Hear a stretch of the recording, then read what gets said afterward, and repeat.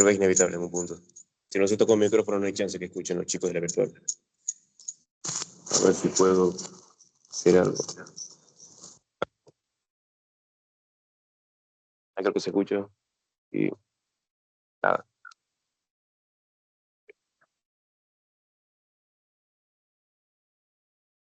Bueno, antes de que se me olvide, vamos a abrir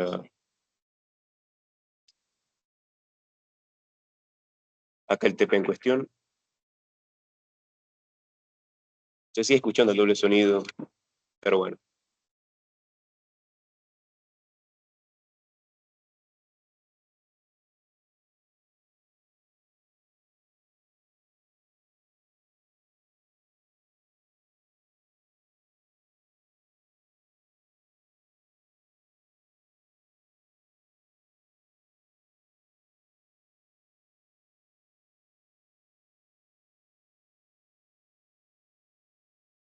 Hmm. Bueno, esto es una compu nueva con la que estaba trabajando. Veo que no tiene Word. Se va a ver un poco raro probablemente aquel documento, pero creo que no hay mucho problema. Perfecto. Bueno, chicos, vamos a ver la práctica 11, justamente, datos en panel, tipos experimentos, en todo de cara parcial, por supuesto, el miércoles. La idea es dejar unos 20, 30 minutitos al final para el consulta preparcial, así que nada. Vámonos con la clase. Vamos a empezar con el ejercicio 2, justamente, ¿no? De datos en panel. ¿Se ve bien o está un poco borroso? Yo acá por lo menos no lo veo muy bien. Pero, consúlteme en todo caso. ¿Qué dice el ejercicio 2? Cargue los datos del set de datos Airfare de la librería Woolrich, justamente, estimando el siguiente modelo. No sé bien, pero el logaritmo natural de está bien, justamente, cuando NT, una NY, no sé cómo interpretarla, pero sería básicamente distintos coeficientes por cada año. Es una muestra que va de 1997 al 2000, así que va a permitir justamente una dicotomía que se activa uno cuando cada año. ¿Sí? ¿La puede? Y la puede ir un poco para atrás. No sé qué tanto mejor en la calidad.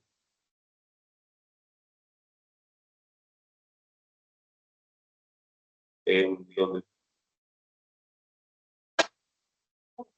la barra siempre. La computadora dice que. A ver, ¿dónde? Claro, puedes hacerle suma acá Ah, directamente. suma esto ahí. Claro, por ejemplo, sí. Vale, perfecto. Gracias. Hago lo mismo con el RStudio porque seguramente va a sufrir el mismo problema.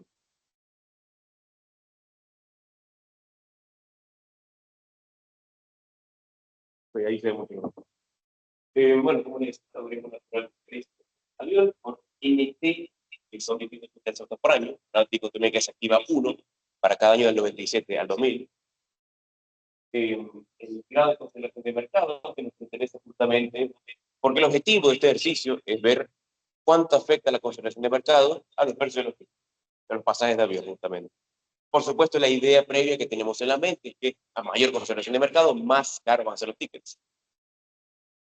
Además, bueno, explico variables como la distancia justamente entre rutas aéreas, Nueva York, por ejemplo, Nueva York, Los Ángeles y cosas por el estilo, y un término cuadrático.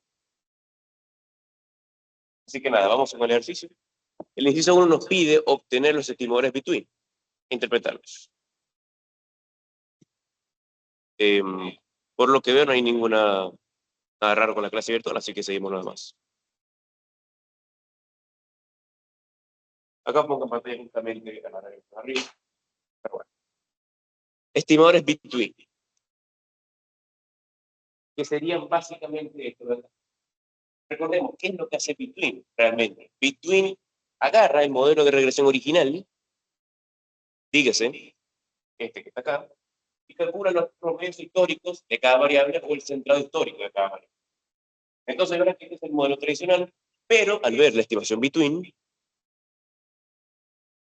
tendremos esto, justamente. Vemos, acá no está muy bien, pero acá está esta barrita que representa cada variable, como que representa lo que es el promedio histórico, ¿verdad? Notarán, por supuesto, que NT se nos puede de la ecuación justamente, porque el promedio histórico de una variable dicotómica como tal es solamente la variable dicotómica, por eso se va en la regresión, y solo nos queda ahí, ¿no? Así que vamos con el modelo nomás.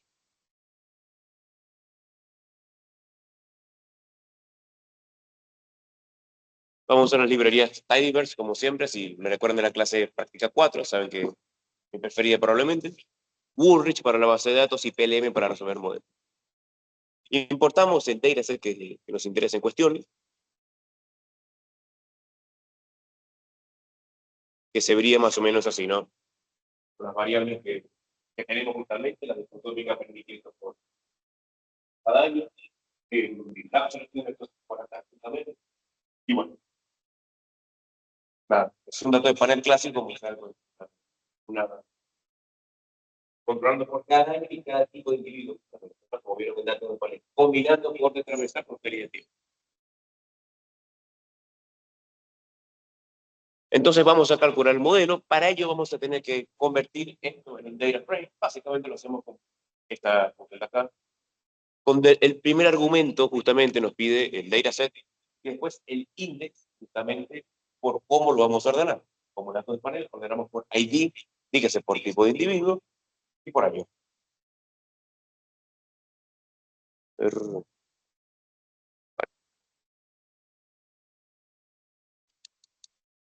Estimamos el modelo entonces. Acá calculamos el modelo between justamente con la función PLN nuevamente. Ponemos el modelo y añadimos el model igual a between también, parte del estimado de between, ¿no?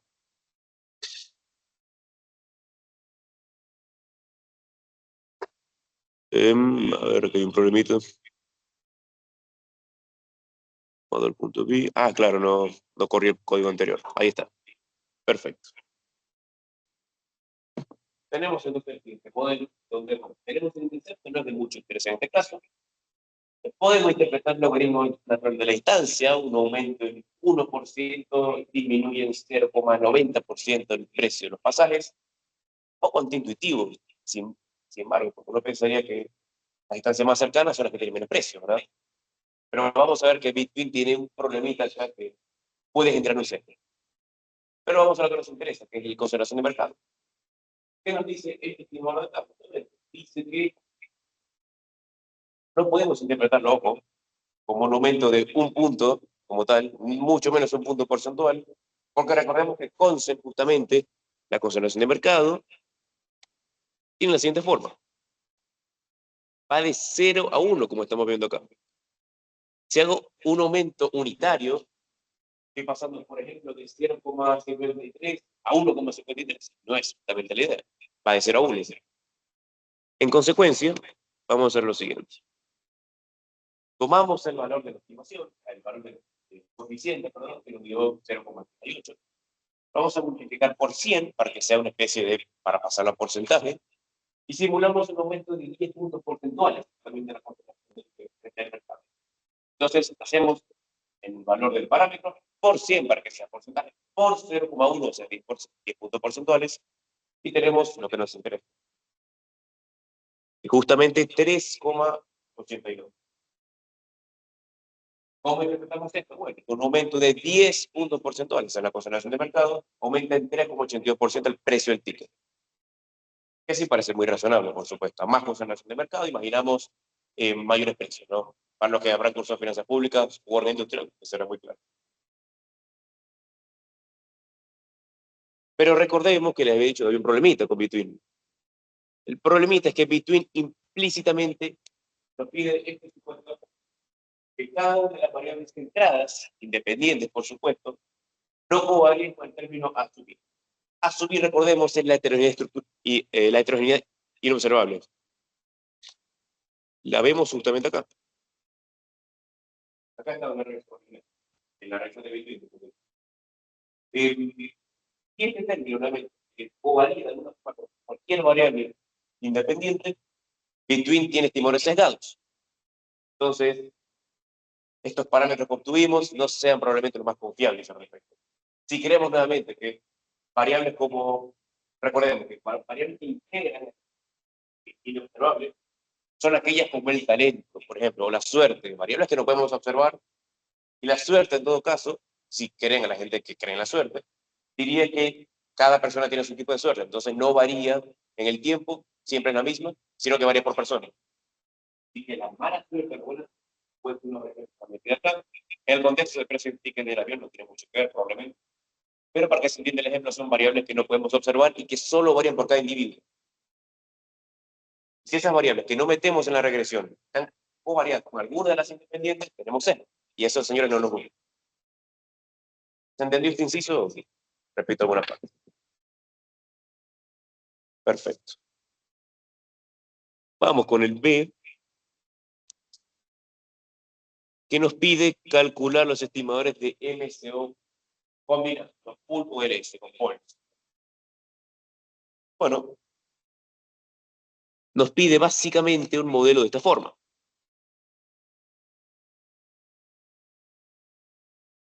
Nos pide un modelo de esta forma. Donde recordemos justamente que 20 la suma, o abajo, también, de la heterogeneidad inobservable y el término de error clásico. Lo que hace pool es básicamente sumar ambos y listo, no se preocupa mucho. Un estimador muy complejo de entender. Acá puse antes, pero es mejor aclarar ahora justamente, que un supuesto importante para que funcione como tal es que las variables independientes del pool LS no estén covariadas por la determinada inobservable. Porque recordemos, estamos metiendo al término del error. Vamos a acá. Esto tiene así. Y si no se covaria con las variables independientes, hay un sesgo otra vez en el modelo. Así que en parte se parece a Bitwin justamente con este problemita de la covarianza, con A sub I. Pero bueno, si creemos que no hay ningún problema, entonces podemos confiar en los estimadores de atrás. Vamos a calcular nada más el modelo.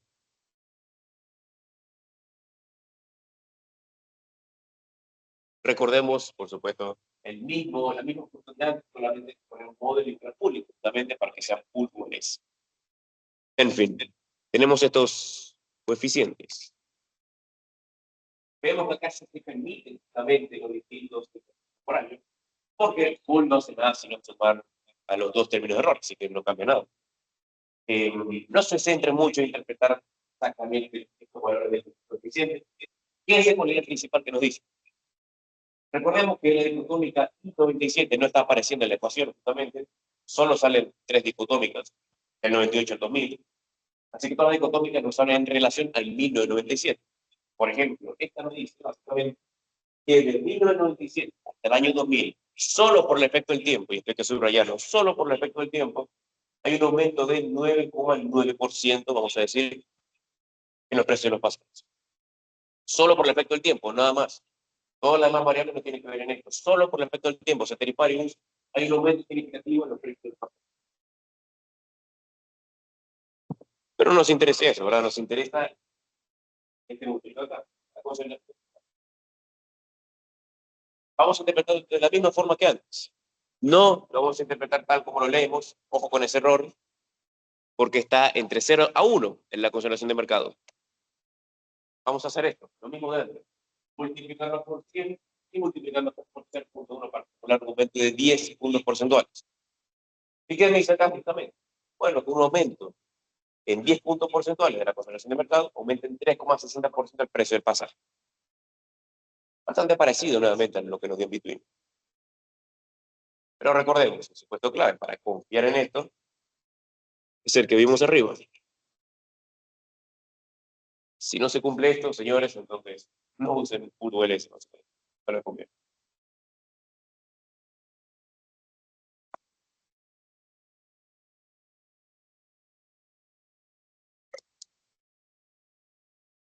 El inciso C no lo vamos a hacer porque nos habla de efectos aleatorios que no vieron en clase, tal como me comentó Nico, así que no vamos a hacer eso y tampoco tienen que hacerlo en casa.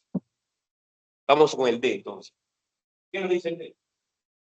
Compute los estímulos de efectos fijos y compara el efecto de mercado sobre el precio obtenido previamente. Entonces, si vamos al RStudio, tendremos, un segundo acá.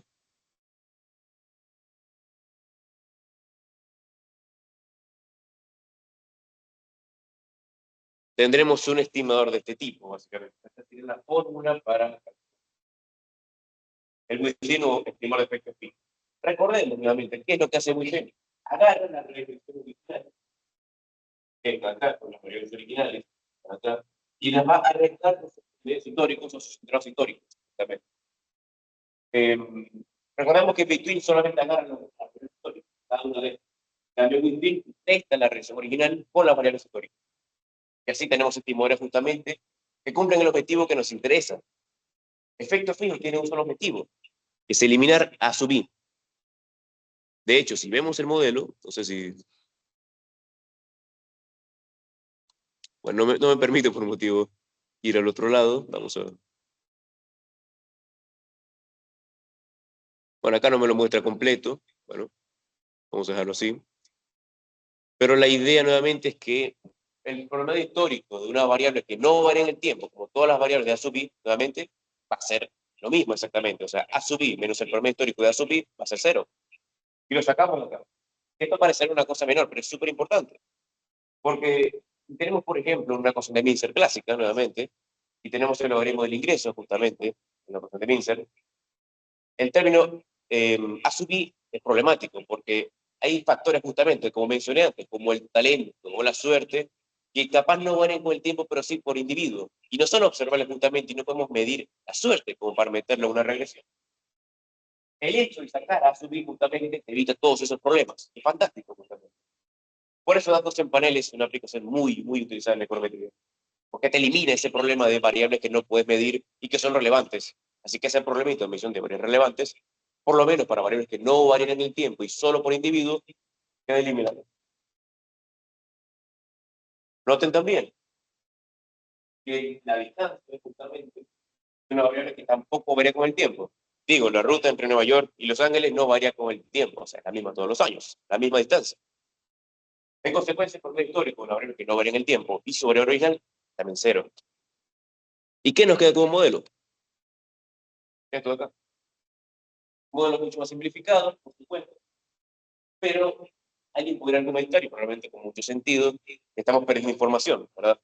La distancia es una variable relevante y el hecho de que no esté en el modelo de regresión es un poquito, por supuesto, difícil. Pero claro, la gran ganancia, el gran beneficio es que nos sacamos encima a subir, que es muchísimo. Con esto vamos a estimar el modelo. Nuevamente, la misma función de antes, acá no cambia nada. Model within, justamente, para que los modelos estimados específicos. Y vamos con el summary. Como vemos, acá las dicotómicas se mantienen, las dicotómicas, ya que son variables que varían con el tiempo, así que van a mantenerse acá. ¿Y qué nos dice el término de concentración de mercado? Volvemos a hacerlo de antes. Este estimador, claro que lo estoy marcando acá, por 100 por 10, o por 0.1. Dígase, un aumento de 10 puntos porcentuales en la concentración de mercado, aumenta el 1,79% aproximadamente el precio del ticket de avión. Acá tenemos, por supuesto, un estimador mucho menor, al que nos había dado Between y Pool ULS. ¿Y cuál es la idea final que es importante que se lleven del ejercicio? Si ustedes creen que A sub I, la heterogeneidad observable, y las variables explicativas se están covariando justamente, o sea que su covarianza es distinta de 0, usen Within. Yo usaría Within en este caso, personalmente. Pero si por un motivo, que capaz no tenemos en claro, hay una covarianza de 0 entre A sub I y las variables explicativas, entonces podríamos confiar en los estimadores que nos dio Between o Pool ULS. De hecho, si habrán leído el Burrich, inclusive sabrán que si se cumple esto, o sea, si se cumple la condición, vamos a decir, si se cumple esta condición para validar Pool ULS, o si se cumple Between, dígase, esta condición de acá, el Burrich dice que si se cumple, igualmente preferís usar efectos aleatorios en vez de Between, si lo habrán leído. Así que Between en la práctica no se usa mucho, porque si puedes usar Between, usas efectos aleatorios. Pero bueno, Eso sería todo por este ejercicio. ¿Es que alguna consulta, algo por aclarar?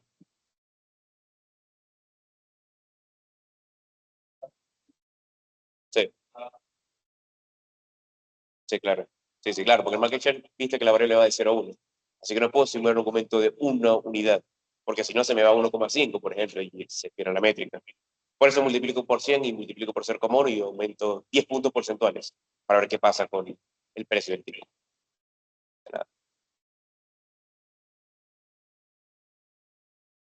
Podría, sí, pero es más fácil explicarlo con 10 puntos porcentuales. Así que, ¿otra consulta? Perfecto. Acá en el chat no veo ninguna consulta virtual. Mejor todavía, es más fácil dar la clase así. Antes de continuar, vamos a hacer una aclaración con el ejercicio 1. Es muy recomendable hacerlo justamente por el inciso 6, para ver primera diferencia, también, para ver un ejemplo de primera diferencia. No lo voy a hacer acá porque quiero contar un poco, pero lo que me gustaría que piensen cuando van a hacer ejercicio son las diferencias teóricas justamente entre cuándo aplicar Whistin y cuándo aplicar primera diferencia. Creo que es lo más importante que pueden hacer acá. Recordemos todo lo que vieron en la clase teórica justamente con Nico. ¿Cuándo conviene aplicar Whistin? ¿Cuándo conviene aplicar primera diferencia? Cuando hay dos periodos de tiempo son exactamente iguales, después depende de cada caso. Así que eso ténganlo en cuenta a la hora de hacer este ejercicio porque es importante.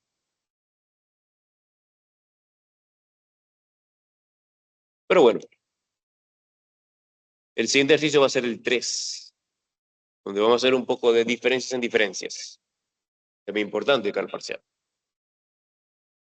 Nos pide cargar y estimar el efecto que tuvo el incinerador de basura sobre el precio. La idea es que en el 78 se corre un rumor de que se va a instalar un incinerador de basura en la ciudad. Y entonces queremos ver justamente cuál es el efecto causal sobre los precios justamente de estas viviendas por la instalación del incinerador. Porque habían, recordemos, viviendas cerca de esta instalación del incinerador y viviendas que estaban lejos que no les interesaba mucho. Pero acá tenemos una oportunidad perfecta de aplicar una comparación ceteris paribus, por así decirlo, porque tenemos dos propiedades, realmente que en el 78 se parecen bastante, dos grupos de propiedades en North Andover, que son básicamente por características muy parecidas, pero la única diferencia como tal es que una está cerca del incinerador y la otra no. Y por eso queremos ver justamente este efecto causal que tuvo para un grupo, el grupo de tratamiento, la aplicación justamente de este incinerador respecto al grupo de control, que no cambió nada particularmente. O no cambió nada que no haya cambiado para otro grupo, salvo por el incinerador.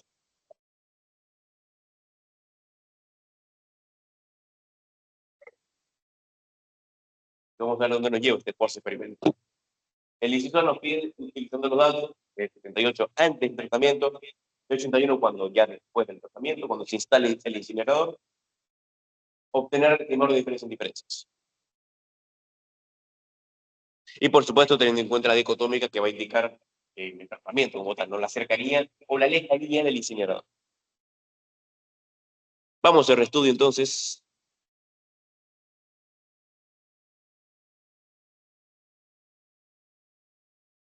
Vamos a hacer esto. Ok. Importamos el dataset, vamos a borrar esto de una vez, así no nos interrumpe. Y acá les pongo abajo, bueno, acá me cargó el dataset. Acá tienen, por supuesto, una guía sobre qué significa cada variable nuevamente. Tenemos el año, la edad de la casa, el vecindario, cantidad de habitaciones, etcétera, etcétera.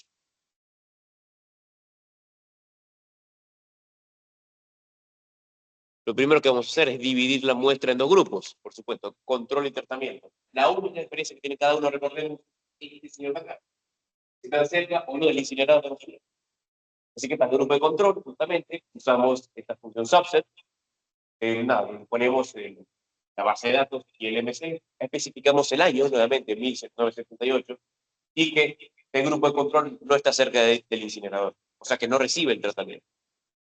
Para el grupo de tratamiento, nuevamente, solo la única diferencia es que sí va a recibir este tratamiento, y también separamos las muestras para datos de 1981. para obtener el estimador de diferencia en diferencia. Así que nada, hacemos esto.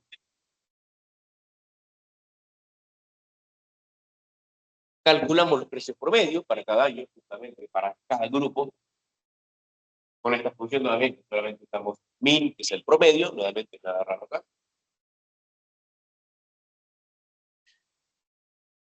Y con eso podemos calcular nuestro querido estimador de diferencia. Que recordemos, es lo siguiente. El precio promedio, justamente, de las propiedades en el 81 del grupo de tratamiento, menos el precio promedio de las propiedades del grupo de tratamiento en el 78. Básicamente, ¿cuánto cambió el precio de las propiedades del grupo de tratamiento de un año a otro? Restado por la misma diferencia, pero para el grupo de control. Para el grupo de control, en pocas palabras, la variación en el tiempo, justamente, de los precios de las viviendas para el grupo de tratamiento menos la misma variación para el grupo de control. Eso es lo que buscamos, estimado.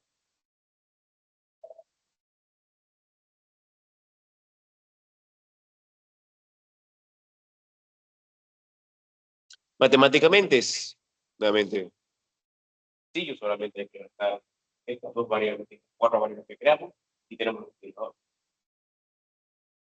¿Qué nos da esto? Menos 11.863,9. Hubiera redondeado. ¿Qué me dice esto, básicamente? Me diría que el efecto causal promedio de la instalación del incinerador, justamente, generó una caída de $11.864 en los precios de las viviendas. Es decir, la instalación de estos incineradores están reduciendo ceteris los precios de las viviendas. Ceteris porque recordemos, solamente varía, la única característica que varía, asumimos, entre las propiedades, es la instalación del incinerador. Por eso nos da ahí. Y en parte es intuitivo, si instalo un incinerador cerca de mi casa, probablemente mi propiedad valga menos que antes del incinerador. Pero bueno, ¿se entendió este inciso? Genial. Sí. Ok, que no te quede claro.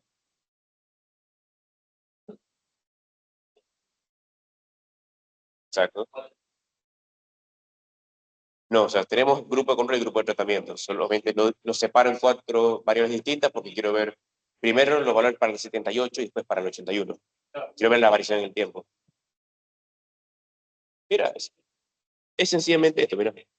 El precio promedio, que es porque es para el grupo de tratamiento, con este libro. Menos el tratamiento en el 78. Sabemos cuánto varía en el tiempo el grupo de tratamiento. Y después lo restamos por cuánto varía en el tiempo.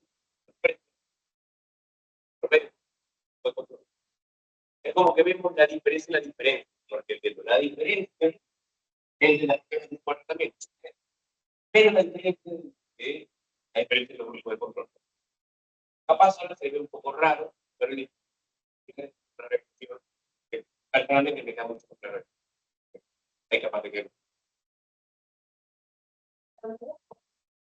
Sí, en dólares. Eso.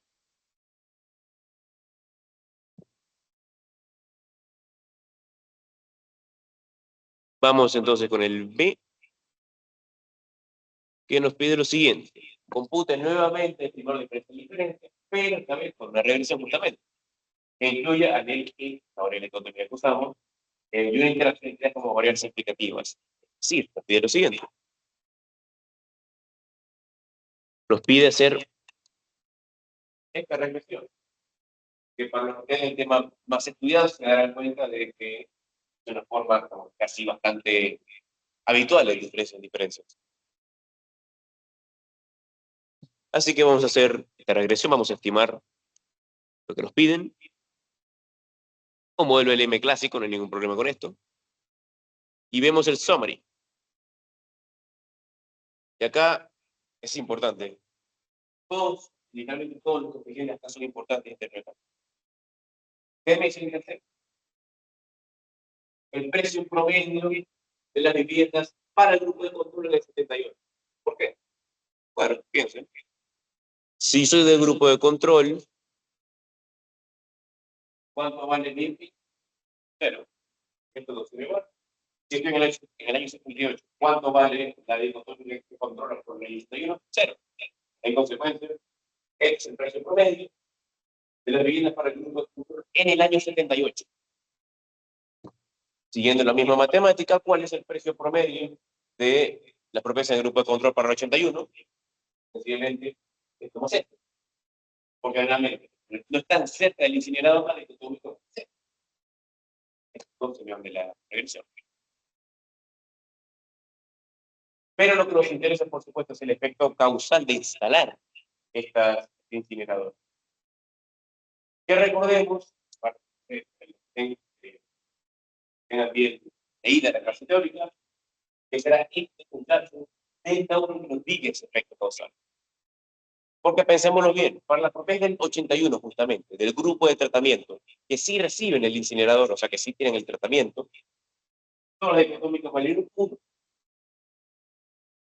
Tanto I81 como NIR, de modo que al sumarlas todas, tenemos el precio promedio de las propiedades en el grupo de tratamiento para el año 81. Pero capaz no nos interesa tanto, sino el efecto causal puro, que lo tiene el modelo, que nos tiró justamente el coeficiente, menos 11.864. Es decir, lo mismo que nos tiró, si se acordarán, el exceso anterior. Como que instalar un incinerador en el año 81, después del tratamiento, se reduce en $11.864 el precio promedio de la vivienda. Ese es el efecto causal que nos interesa estimar.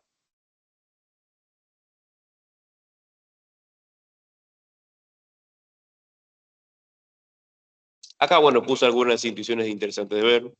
Por ejemplo, el precio para el grupo de control,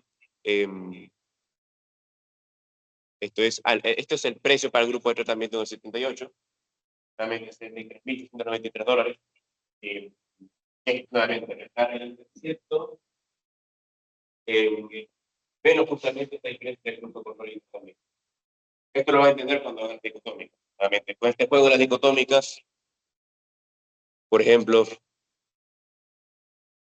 cuando una vale 1, cuando una vale 0, van a entender esto, ¿no?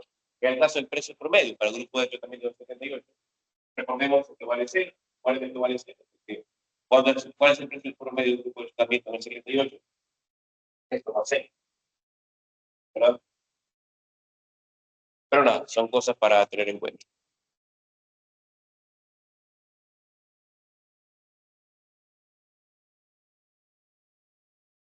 Acá hice el cálculo del precio promedio para el 81, el grupo de tratamiento, que nos da 70.657. Que es mayor el precio del grupo de tratamiento en el 78, como aumentó con el tiempo. La indicación que por lo menos yo entiendo acá es que apenas se dispara el rumor del 78 del incinerador, los precios caen, pero con el tiempo las viviendas como que incorporan esto, ya lo tienen estudiado hace tiempo, han pasado 3 años después del rumor, así que los precios ya tienen incorporado el efecto del incinerador, antes que lo instalen inclusive. Pero nada, son datos de color raro. Notemos una cosa, sin embargo, el efecto no es significativo para el efecto causal promedio. ¿Qué nos daba el p-value del efecto causal? Pero pasamos un poco de la raya, ¿verdad? Así que este es el efecto causal promedio, pero no es significativo. ¿Qué significaría esto entonces? Probablemente, por tal como lo estamos viendo ahora, vamos a hacer una modificación ahorita, pero tal como lo vemos ahora, estamos viendo básicamente que no hubo un efecto significativo de poner un incinerador, si nos basamos en esto. ¿Alguna consulta sobre el inciso? No sé si te quedó más claro con esto. Te recomiendo así como que verlo un poco, jugar con las dicotómicas, si capaz lo entiendes mejor. De hecho, capaz, no sé, queda más claro pensando que esto no es el efecto porque entiende por qué, ¿verdad? Realmente, solo la diferencia entre el grupo de tratamiento. Nosotros queremos la diferencia entre el tratamiento y el de control para el efecto causal promedio. Para mí la clase de, creo que cuasi experimentos de Nico está buenísima para eso.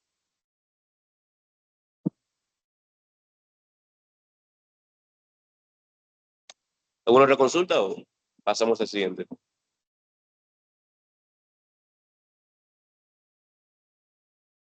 Perfecto. ¿Qué nos pide el C? Volver a hacer el inciso C, pero así controlando.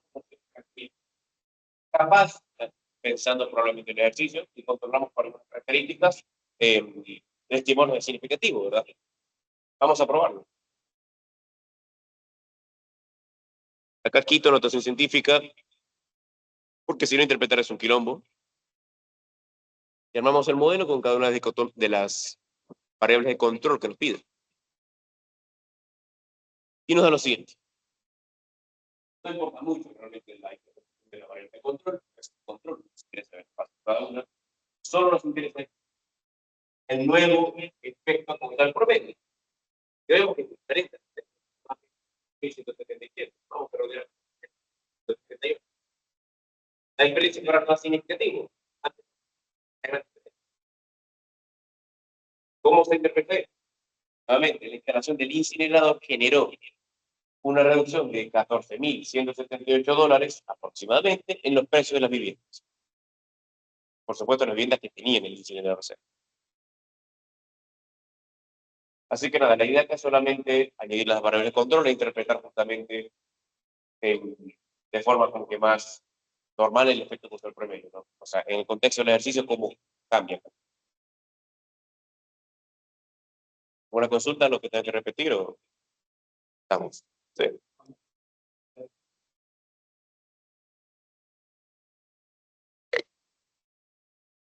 Sí. Probablemente porque eran variables relevantes omitidas, ¿verdad? Nuevamente, dan la casa, el tamaño justamente del departamento, la cantidad de habitaciones, de baños, son variables muy importantes para el precio de la vivienda.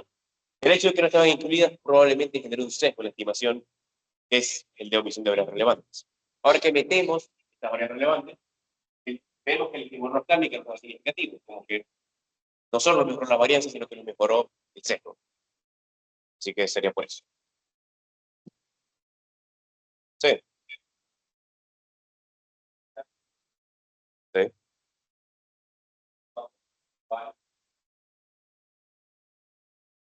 Una pregunta. Diría que sí, debería ser igual, pero no estoy 100% seguro, sinceramente. Eh, exactamente, sí.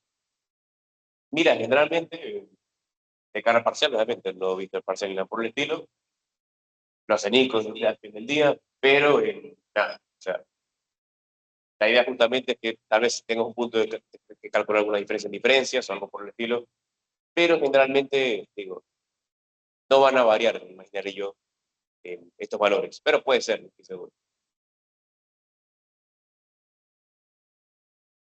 Bueno, vamos entonces al siguiente.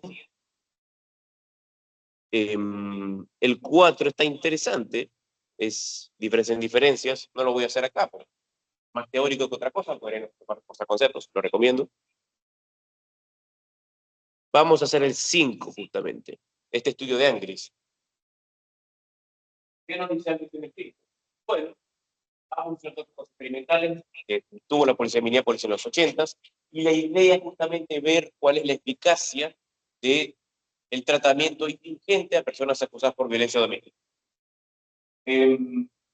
Acá viene que cuando la policía interviene justamente en un episodio de violencia doméstica, se le asigna naturalmente un tratamiento de arresto, ZI igual 0, o un tratamiento más indulgente, ZI igual a 1. ¿Qué nos interesa ver, por supuesto? ¿Cuál es la reincidencia? YI. ¿Será que un tratamiento más indulgente lleva menor o mayor reincidencia en delitos de violencia doméstica? Es lo que queremos ver acá. Sin embargo, el experimento como tal, como mencioné, el ejercicio tiene un problemita, que es cumplimiento parcial. A veces la policía, por decir, porque el acusado, obviamente, a la policía le podían decir, che, te asigno el tratamiento de, no sé, de indulgente, así que no lo arrestes, pero la policía capaz lo terminaba arrestando. Como que no se cumplía el todo el protocolo del experimento. Y bueno, realmente a veces puede ser, nuevamente acá por ahí episodios de resistencia y situaciones que claramente escapan al diseño del ejercicio. Así que nada, el tratamiento efectivo como tal no se aplica del todo tal y como estaba designado para el grupo por la asignación justamente. Se asignaba un tratamiento, pero no siempre se cumplía dicho tratamiento. Y vamos a ver un poco cómo nos cambia esa cosa.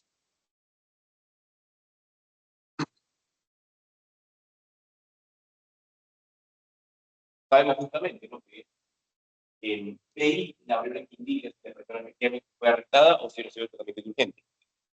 Recordemos, indica efectivamente, no la asignación, sino que si realmente o no el tratamiento dio justamente. Si de ahí vale 0, la persona fue arrestada, y si de ahí vale 1, recibe tratamiento indulgente. Así que nada, vamos con el inciso A, que nos pide identificar esta ecuación que nos pone acá. Nuevamente, tenemos en la variable dependiente justamente a DI, ¿no? Que es si realmente la persona recibió o no el tratamiento. Y acá con dependiente tenemos hasta ahí, justamente, la asignación del tratamiento. ¿Cómo interpretamos esto? Vamos a capaz ponerlo un poco más, a ver, un poco más grande acá.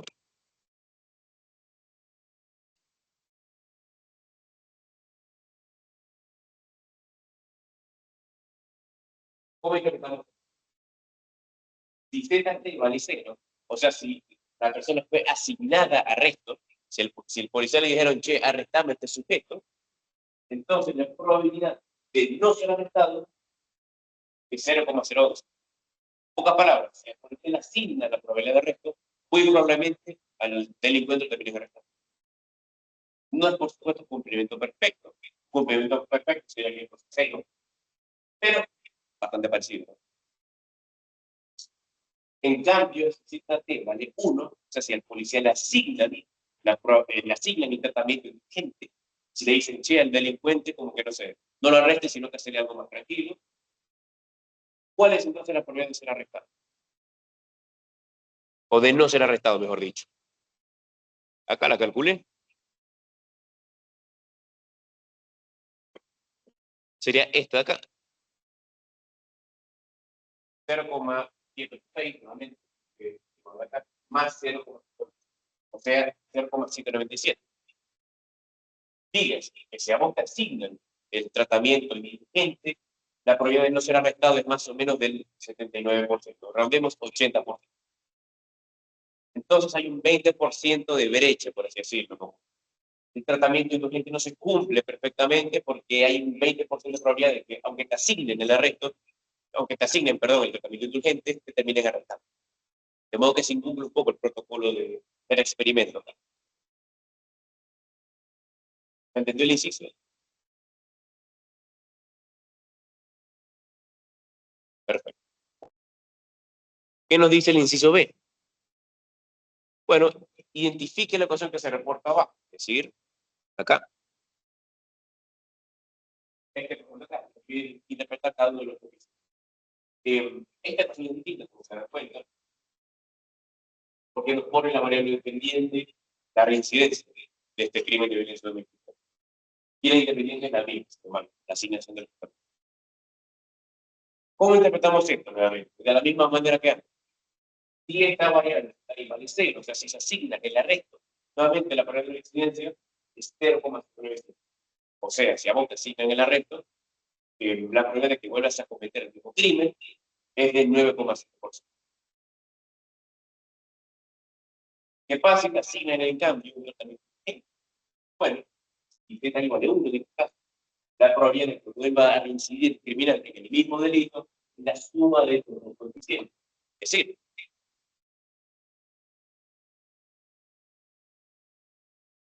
0,097 más 0,114 es 0,200. Pocas palabras. Si a vos te asignan el tratamiento vigente, entonces la probabilidad de que vuelva el criminal nuevamente a reincidir en el mismo delito es de 21,1%.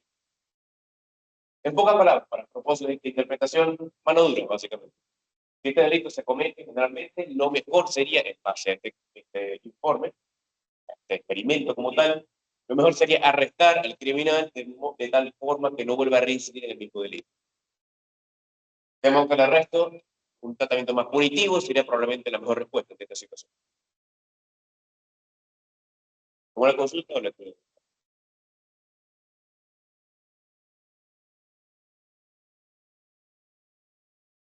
Acá lo importante sería el inciso C, que nos pide estimar el efecto local promedio. Que lo habrán visto en clase con niños, seguramente. Si se acordarán, es una imagen bastante fácil.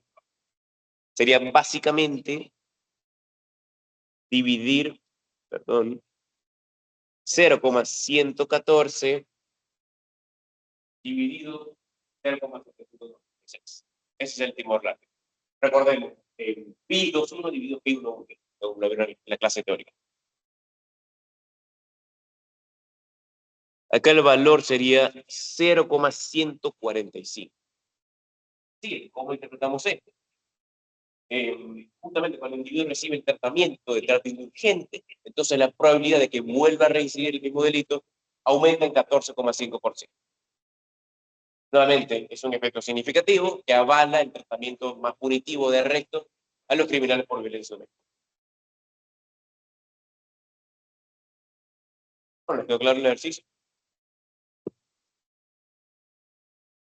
Es bastante fácil, como se darán cuenta, pero es útil para ver la interpretación justamente del late, cómo aplicarlo y nada, esto de incumplimiento del protocolo de tratamiento, ¿no?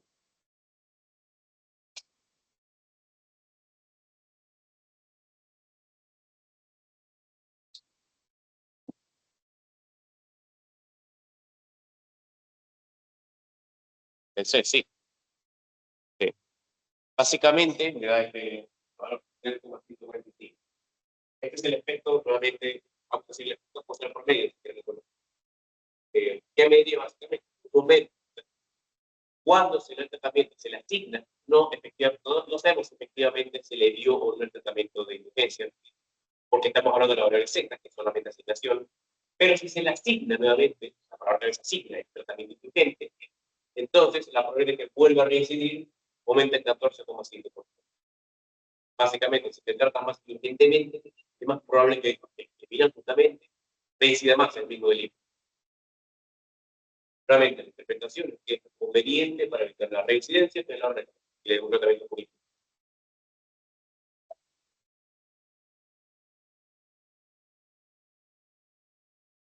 Sí.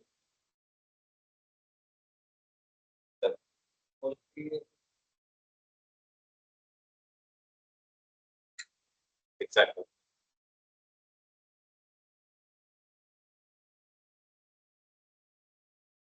No, o sea, buena pregunta, sinceramente, si fuera la probabilidad de arresto, ah, ah, ah, era puesto.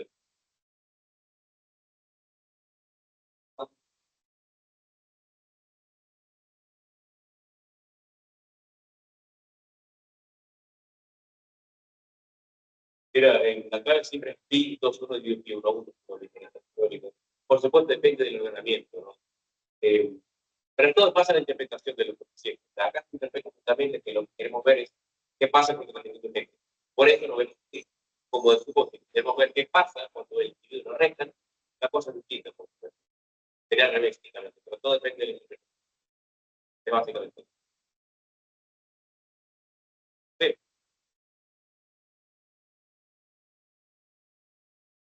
exacto. O sea, contratando, sí, se le da restricción. Por lo consulta, perfecto. Vamos con el 7, probablemente el más pesado de la clase. Bueno, antes tienen el 6, es interesante hacerlo, está bastante bueno. Trata en parte este tema de variables instrumentales y cumplimiento imparcial del tratamiento. Véanlo si quieren, está bastante bueno. Pero vamos con el 7.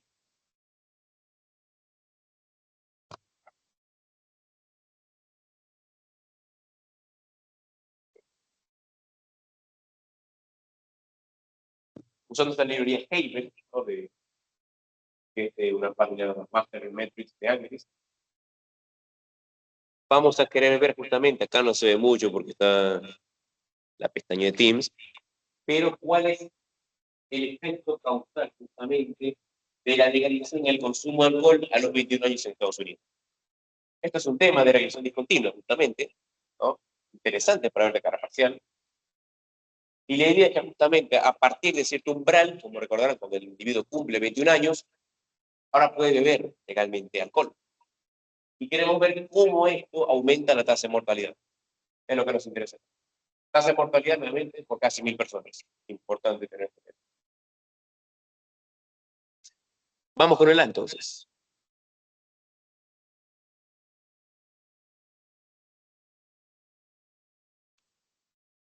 Nos pide graficar la tasa de mortalidad en función de la...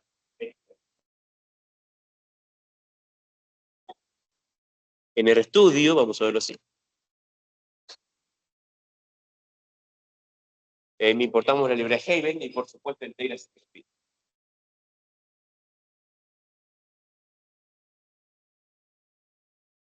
Que bueno, como verán, el dataset tiene justamente acá tiene la edad de cada individuo de la muestra. Acá tenemos la tasa de mortalidad y, bueno, por ahora son los parámetros interesantes.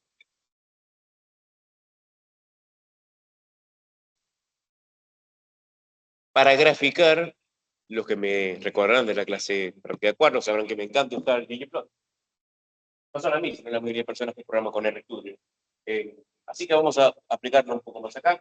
Más complejo de lo vimos en la clase práctica 4, pero igualmente entendido. Acá uso el comando ggplot.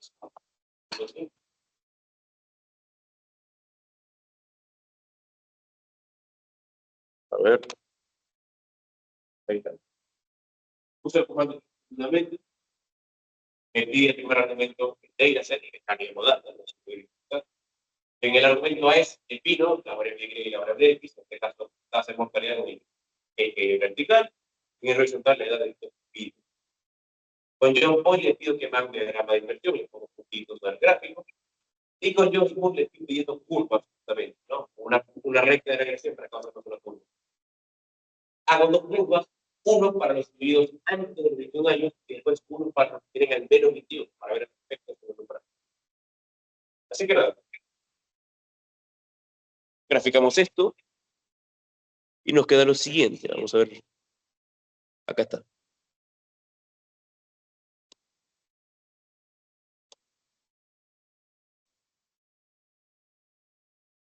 Bueno, ¿qué vemos acá también? De 19 a 21 años, en la actualidad, no vamos a interpretar por sí solo, pero lo que nos interesa es lo que pasa a partir del 21, justamente. Vemos cómo se dispara la tasa de mortalidad. Y nuevamente, ¿cuál es la diferencia entre un chico que tiene 20,99 años, que está a un día de cumplir 21, y el chico que cumplió 21? Generalmente, ¿cuál es la única diferencia? Bueno, uno puede ver y lo no. Entonces, solamente, y por lo menos interpretando en base a esto, solamente por el hecho de que el chico de 21 puede beber ahora, el que todavía no tiene 21 no puede hacerlo, se dispara la mortalidad. Después va disminuyendo con el paso del tiempo. Uno se hace más sabio, esperamos, y controla la bebida, pero en un primer momento se dispara totalmente la mortalidad. Pero bueno, es un gráfico preliminar que nos da una idea justamente de cómo puede seguir el ejercicio. Voy a mover el gráfico en el curso del ejercicio porque es bastante útil.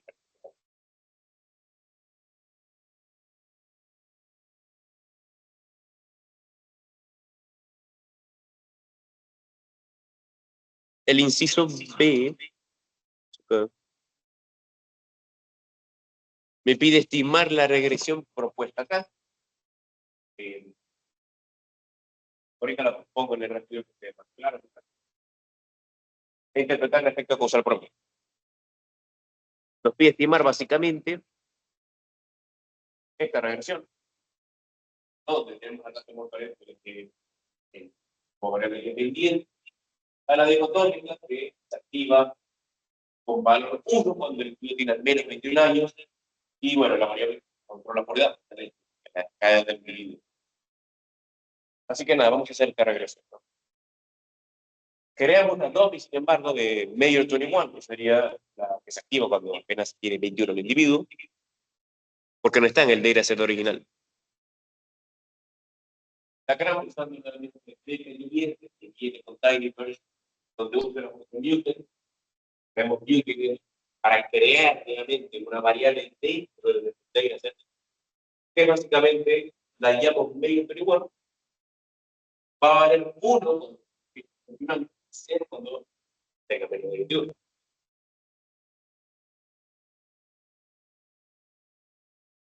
Así que nada, hacemos la regresión.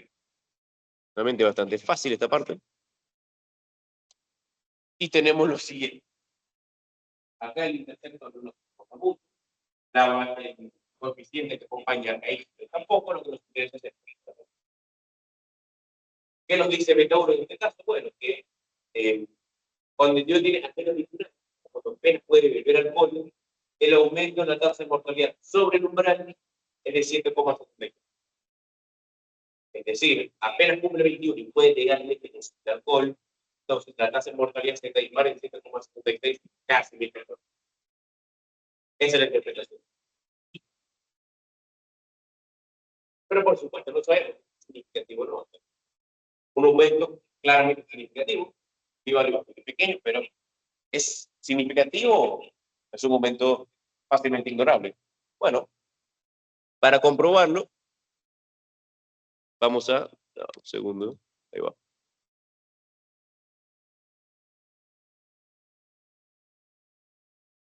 El 7,66 es el aumento de la mortalidad cuando el individuo cumple 21 años. ¿Cómo así? O sea, cuando vamos a decir, a partir del umbral, el gráfico para partir de que el individuo cumple 21, la tasa de mortalidad aumenta a 7,66, muertes casi 1000 personas. Esa es la interpretación.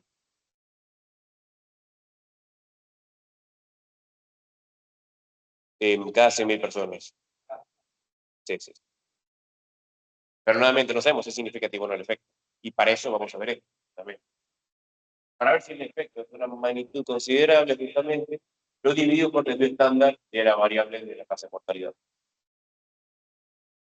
Nuevamente, por sí solo no sabemos qué nos da, pero al hacer cálculo tenemos que usar dos desvíos estándar. Por lo poco que recuerdo en las estadísticas, recuerdo que dos desvíos estándar era bastante significativo. Es decir, los rangos de las variables siempre se definen en base a dos desvíos estándar. Así que cuando te da justamente efecto equivale a dos desvíos estándar en la tasa de mortalidad, créanme, es bastante alto. O sea, el efecto es muy significativo.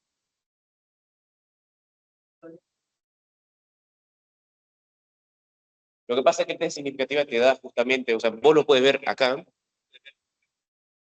porque ya tenés el equivalente justamente. Acá, justamente el TT. Lo que pasa es que te da que la variable es significativamente distinta de cero, pero no sabemos qué tanto importa realmente. O sea, son 7,66 muertes adicionales cada 100.000 personas. Es mucho, es poco, no sabemos. Solo sabemos que es distinto de cero. Pero eso es lo que vamos a hacer ahora, justamente, dividir por el estándar, me dice justamente qué tan importante es. Por eso no sé.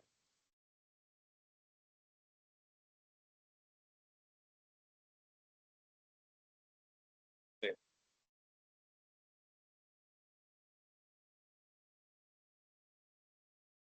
sí, en este caso sí, claro. Por supuesto, la pones en contexto del modelo. Aumento de 7,75 vuelve casi mil personas. O sea, no solamente es un aumento de 7,66, sino que lo pones en contexto del ejercicio. Sí, no,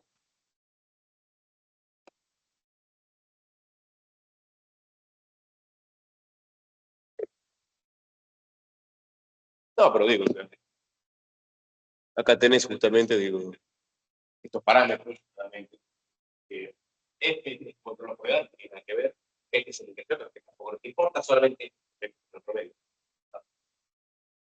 Si entendés eso, va a ser fácil.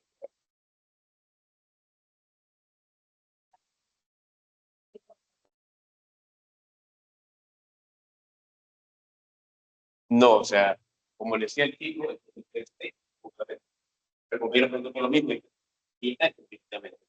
Lo que nos da claramente es que el efecto distinto es cero. Perfecto.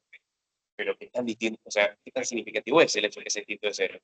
Porque puede valer 3, 4, 10, 20, pero no sé qué tan significativo es respecto a la tasa de mortalidad. Por eso dividimos por el estándar de la tasa de mortalidad y ahí vemos finalmente si es significativo o no. Porque por sí solo es distinto de cero, perfecto, pero qué tan importante es, hay que verlo.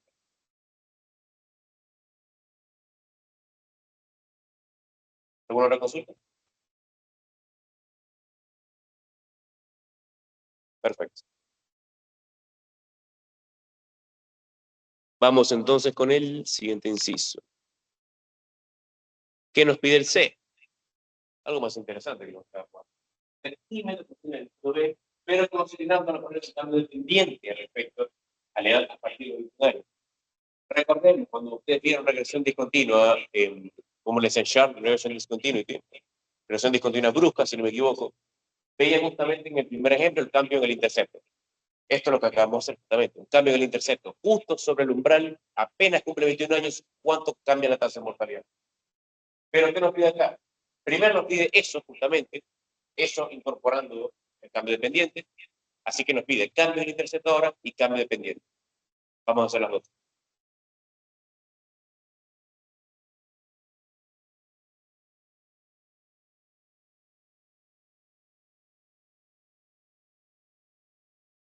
Se nos pide estimar lo siguiente, justamente, interactuando a todo variable. Si tienen incluido el tema de continuo, como que ya entenderán qué significa beta 3, no lo voy a explicar en breve. ¿Qué hacemos el modelo entonces? ¿Qué nos da el summary justamente? Bueno, entiende, a priori no se explican, tampoco vamos a meternos todavía, después sí, pero todavía no interpretaremos esto. Si vemos en el marco también, esto es significativo, todas las diferencias son significativas para mí. Pero veremos el por qué tanto importante. Primero veremos el efecto de la legalización sobre el umbral. Parecerá un poco raro, pero realmente tenemos una posibilidad de esto porque hay un individuo, una muestra que tiene 20,99 años y otro que tiene 21. O sea, tenemos la probabilidad justamente de comparar al chico que está a un día de cumplir 21 y el que sí cumple 21. Y cómo cambia la tasa de mortalidad para cada uno. Si no me creen, tienen justamente acá data. Y cuando nos fijamos en la variable Excel, justamente, tenemos acá a los dos chicos, 20,99 y 21.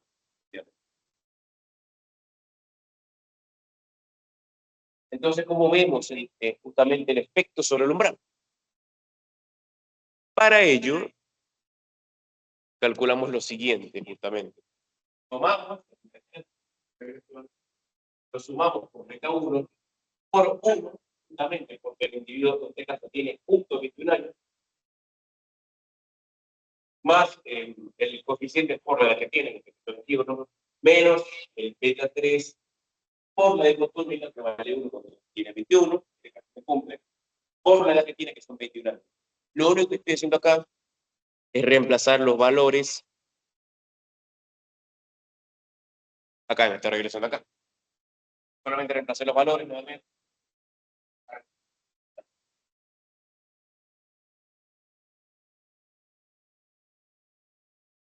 ¿Cuánto nos da esto?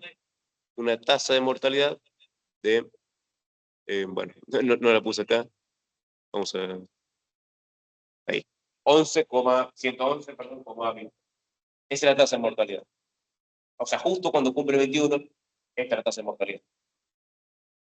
Hacemos lo mismo pero para el chico que tiene 20,99 años, o sea, que está un día de cumplir 21. Cuando realmente reemplazamos todo, solamente que cambiamos las dicotómicas, acá vale 0 esta porque el individuo no tiene 21 años todavía, de modo que esto y esto vale 0. Y acá nos da una tasa de mortalidad de 93,61, o redondeando 93,61. Así que como vemos, el efecto causal promedio sobre justamente el umbral apenas tiene 21 años, restando ambas, justamente. Restando la mortalidad del chico que tiene 21 y el que está un día de cumplir 21. Que nos da 7,66. Vemos que, si se acordan, es muy parecido al efecto cardíaco del inciso A. Bastante parecido. La interpretación es exactamente la misma. Sobre el umbral, apenas cumple 21 el individuo, la mortalidad, la tasa de mortalidad aumenta de 7,66 muertes cada 100.000 personas. Vimos que era significativo el inciso A, así que no nos preocupamos por eso. Bueno, después hice una aclaración extra, ¿no? Porque me pasó a mí por lo menos, pero para el alumno que haya estudiado este tema, podría pensar que beta 1 es realmente el efecto causal sobre el umbral. No quiero meterme en esta explicación porque creo que Acá justamente la tengo bien explicada en el R-Markup, así que quiero ver el documento después de la clase. Acá tiene explicación de por qué beta 1 no sería el efecto causal promedio, sobre el umbral, mejor dicho. Justamente acá la clave va a ser que beta 1 tiene que estar centrada en el tiempo. Pero no lo quiero. De ahí, aquí tienen el documento para verlo después, así que no nos quiero molestar con eso. Así que siguiendo con el inciso, justamente vamos a ver el efecto del tratamiento sobre la pendiente, que también nos pide el ejercicio, el cambio de la pendiente. O sea, a medida que el individuo se aleja del umbral, a medida que está que se aleja de los 21 años, justamente, 22, 23, etcétera, etcétera. ¿Cuál es el efecto del tratamiento? En promedio, por supuesto. ¿Cuál es el efecto promedio del tratamiento? A medida que se aleja del umbral. Ahora sí vamos con los coeficientes de la regresión, que ahora sí nos interesan.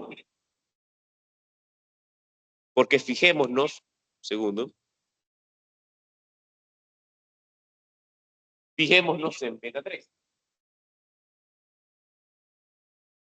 Beta 3 acá es el cambio en la pendiente, justamente.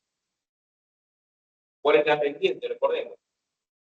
Beta 2, en este caso, justamente. El cambio en la pendiente del modelo va a ser justamente este término de acá. Si lo vemos en la regresión, para mí se ve más fácil. Vamos a la regresión como tal. Si esta es mi pendiente, bueno, para ver la pendiente, sumo justamente esta. ¿Verdad? Esto es un término que nuevamente le añade un plus o un menos a la pendiente, ¿no? Todo es base al funcionamiento de variables dicotómicas multiplicativas que lo vieron en la primera parte del curso. Hay una clase inclusive donde explico esto también, así que si les queda alguna duda pueden volver a ver la clase. Pero la idea justamente es que cambie la pendiente, acá es beta 2 más beta 3 es negativo. Así que la operación sería la siguiente. Como es negativo, recordemos, se le añade un menos a la pendiente, no un plus. Entonces, restamos beta 2, la beta 2 de suma, beta 2, y nos da que el cambio en la pendiente es menos 2,75.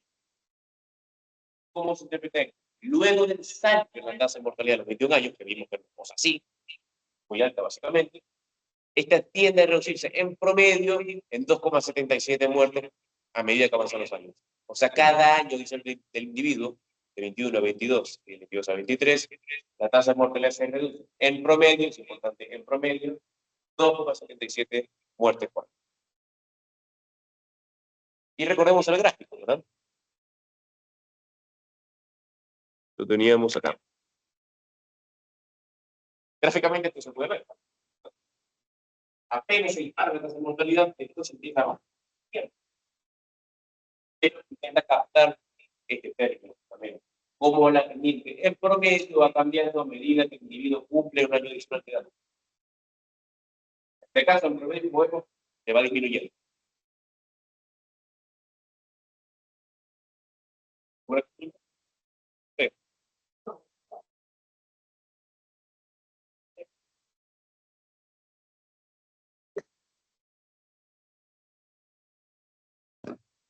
la pendiente no es significativa. ¿Sí?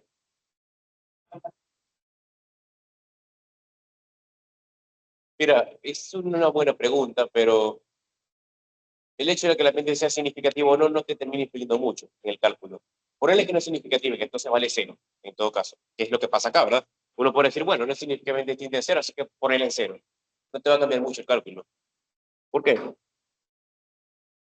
Porque recordad justamente que el cálculo es el siguiente. Siempre nos pide el punto de este. 20,99 y 21 es casi lo mismo. Así que si vos decís, bueno, esta te está bien, no es bueno, si querés hacerlo, no te va a cambiar, ¿entiendes? Te va a dar más o menos lo mismo. La idea es igualmente ponerla, justamente, o sea, lo pones justamente, aunque no sea significativo, pero ten en cuenta que aunque no lo sea, igualmente no cambia nada.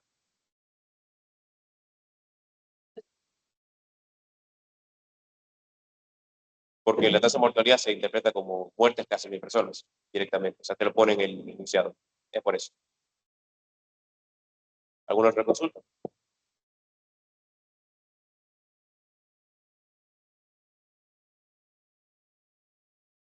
discontinua.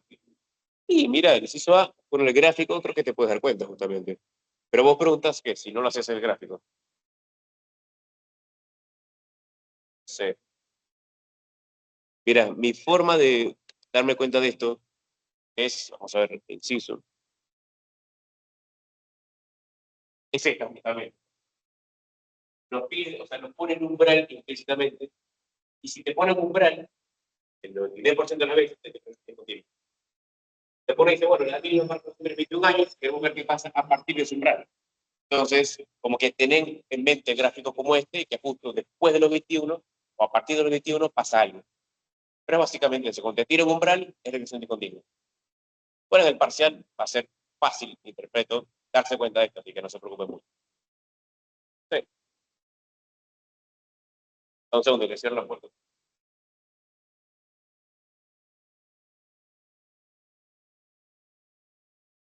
Sí,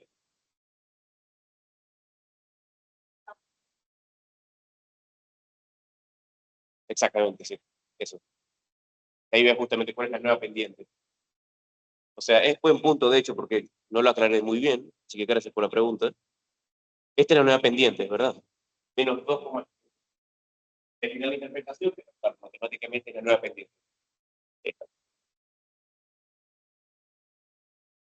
Claro, porque la pendiente antes era 0,22. Ahora que te cambia la pendiente, gráfico, ¿quieres ver la nueva pendiente? Porque claramente esta pendiente, vamos a ver el gráfico nuevamente, esta pendiente es muy libre.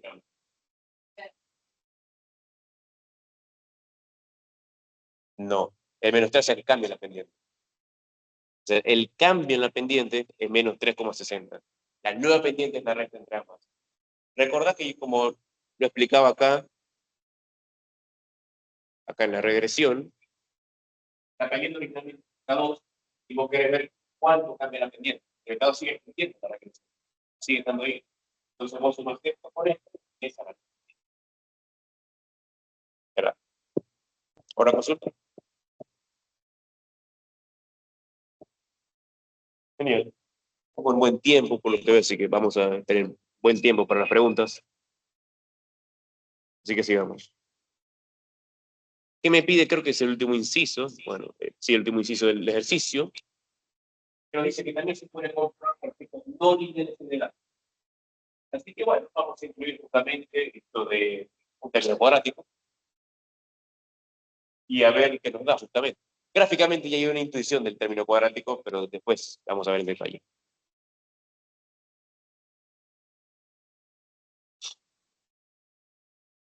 Bueno, incluimos término cuadrático en la regresión.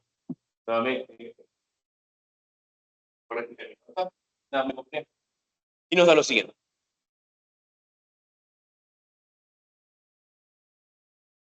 Acá, bueno, los coeficientes no importa mucho, sino lo que nos interesa es ver el efecto no lineal, en este caso, el término cuadrático, que es significativo. Entonces, parecería que la tasa de mortalidad tiene una forma cuadrática en este. Nuevamente, si tenemos los coeficientes, vemos que el efecto sobre el umbral es el mismo, no tiene que poder cambiar. Así que nada, si nosotros de hecho hacemos. De hecho, ahora que estoy viendo. Ah, no, ok. Pensé que había cometido un error. Si vamos al gráfico nuevamente, parece. Empieza acá, después se termina elevando bastante, termina bajando de un punto. Parece mucho una cuadrática, ¿verdad? Y vemos que el efecto también es significativo, así que sí parece una cuadrática.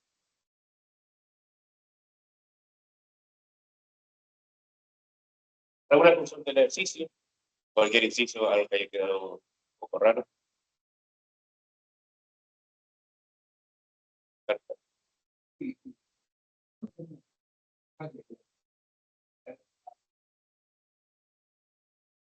Claro, o sea, la idea es justamente que, realmente, cuando vos cumplís 21, no tenés mucho control, o sea, apenas puedes beber legalmente, te fascina, bastante. Con el tiempo adquirís más sabiduría y empieza a bajar la tasa de mortalidad.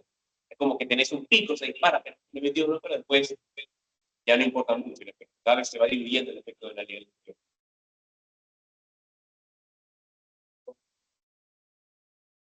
Claro, sí.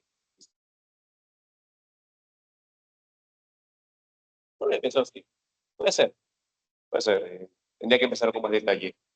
Pero sí, o sea, en un punto como que ya, o sea, el hombre de 40 años contra el de 35 no les importa mucho este efecto en el éxito de consumo del alcohol. O sea, si muere de por motivo.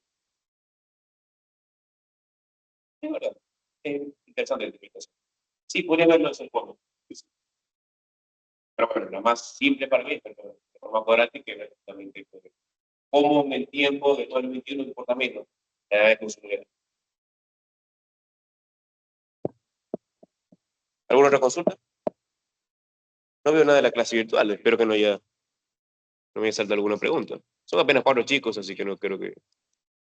No, veo que el chat no tiene nada, ¿verdad? Perfecto. No hay consultas acá entonces. Vamos entonces con el último ejercicio, antes de las preguntas preparcial.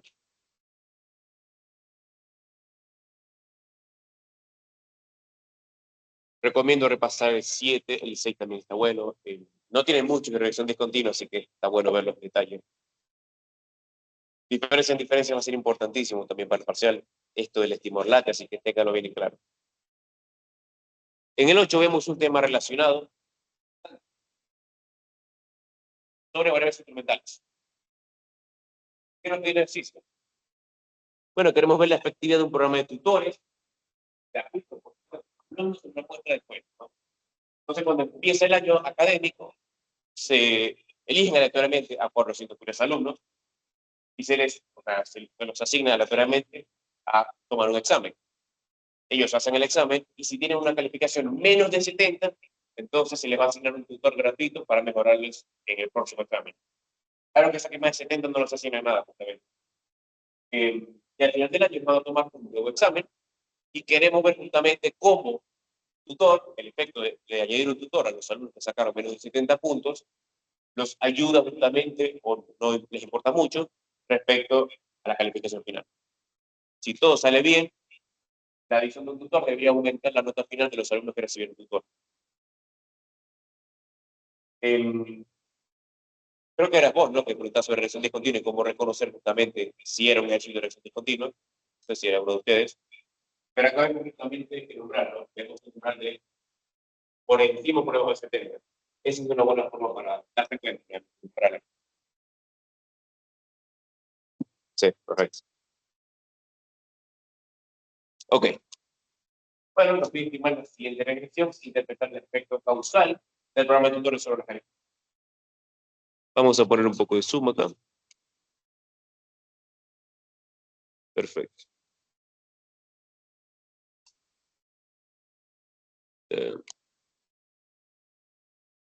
Ok. Eh,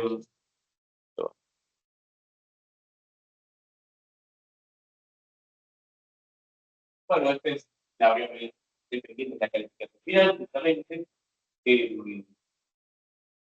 Y nada, que nos interesa justamente este término de acá. Queremos ver el efecto justamente de añadir un tutor al alumno que sacó menos de 70 en la calificación inicial, definida por esta variable, sobre su nota final.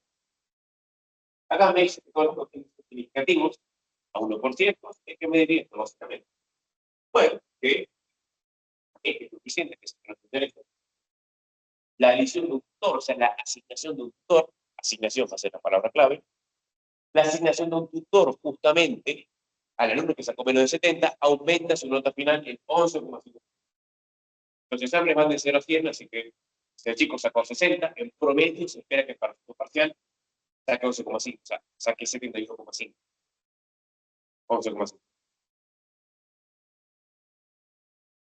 Pero no, es un ejercicio bastante de cumplir. Simple, decir,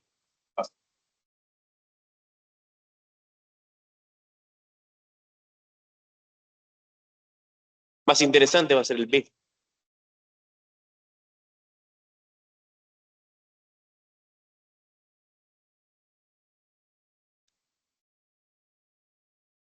Investigando un poco la cuestión, tiene información de que el programa de tutores es siempre respetado. Otro es el problema de incumplimiento del protocolo del tratamiento. ¿Por qué? Porque a veces un alumno puede rechazar participar del mismo no sé, yo me saqué 60, pero bueno, no quiero participar del programa de tutores, no me importa. Hay algunos que se sacaron 80 o 90, más lo que sea más de 70, quieren justamente un tutor para elevar su nota más todavía. Entonces, perdemos un efecto ceteris paribus puro, ¿verdad? Porque la idea es que los dos grupos sean comparables en el principio, ¿no? Que, o sea, por ejemplo, que el chico de 60, que se sacó 69 y el que se sacó 70 eran parecidos en todo menos que uno sacó un punto más que el otro. Y a uno será un tutor y al otro no. Pero ya esto no es del todo cierto, porque vos te puedes sacar 80 y vos sí te pueden dar un tutor, porque vos lo pediste. Y vos te puedes sacar 40 y decir, no quiero un tutor. Entonces, ¿cuál es el problema acá justamente? Que si incumple el tratamiento, entonces tenemos omisión de variables relevantes. ¿Por qué? Porque si vemos una regresión, no sé si lo he puesto en el estudio, a ver si lo puse en el estudio.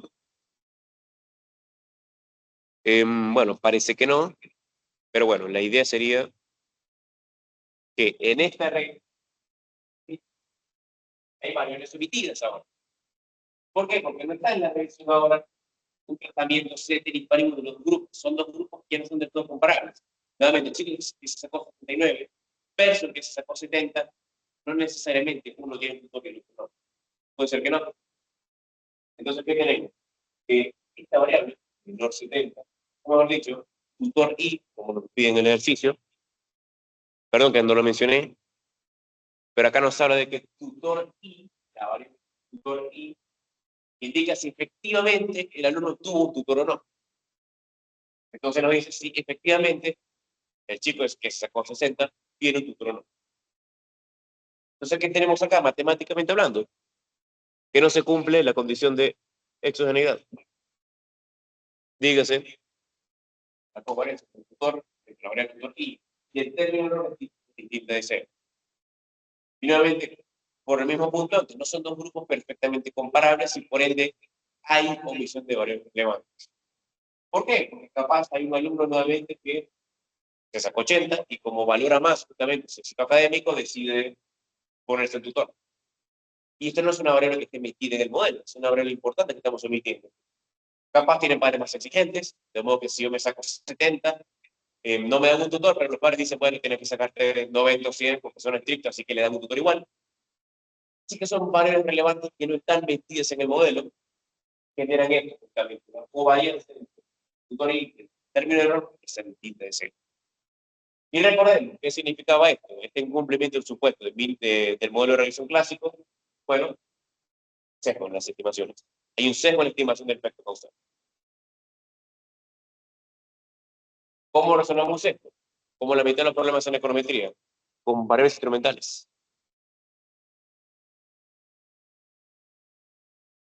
¿Cómo hacemos esto? Básicamente, podemos estimar el valor de tutor en base a la variable menor 71. Es decir, estimamos la efectividad del tratamiento en función de su asignación. Porque el tratamiento, sabemos, no fue aleatorio.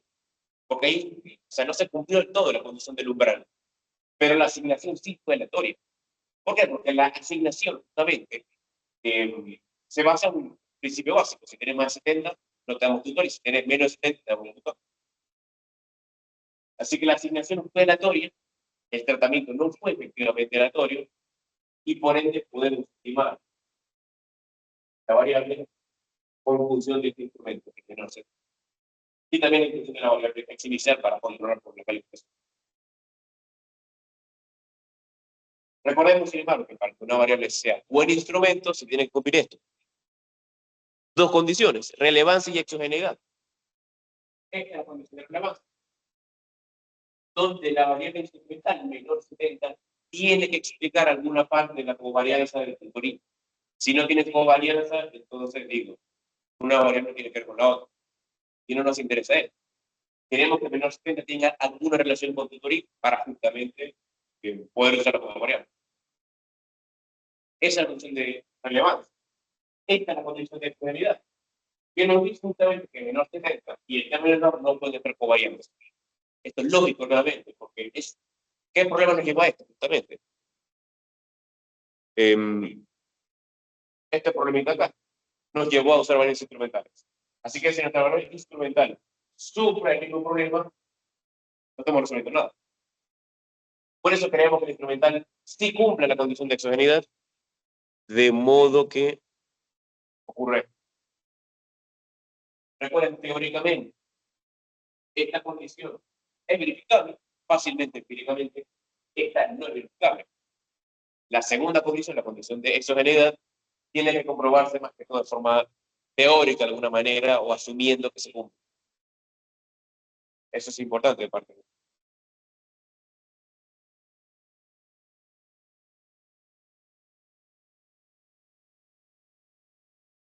Acá les puse una advertencia, y es que tutor I es una dicotómica y la regresión es una regresión de MPL.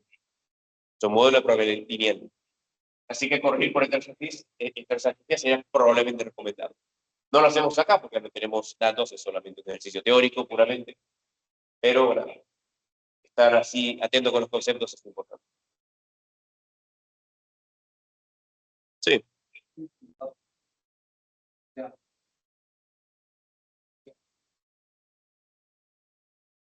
¿De qué? Sí, o sea, claro, claro, que el tratamiento no se asigne de forma aleatoria, quiere decir. Porque el tratamiento no se efectiviza, o sea, no se aplica de forma aleatoria. Sí. No, o sea, si te pones a pensar, lo tuyo lleva lo mío, vamos a decir. Claro, o sea, sí, sí. Pero probablemente Nico aprecie más que le des como que la parte más matemática, porque hables de las condiciones que se cumplen y vayas ahí.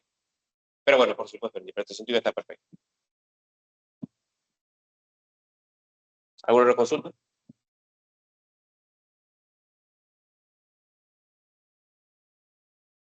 Bueno, en este caso vamos a hacer el último ejercicio y después vamos a ir con preguntas preparciales.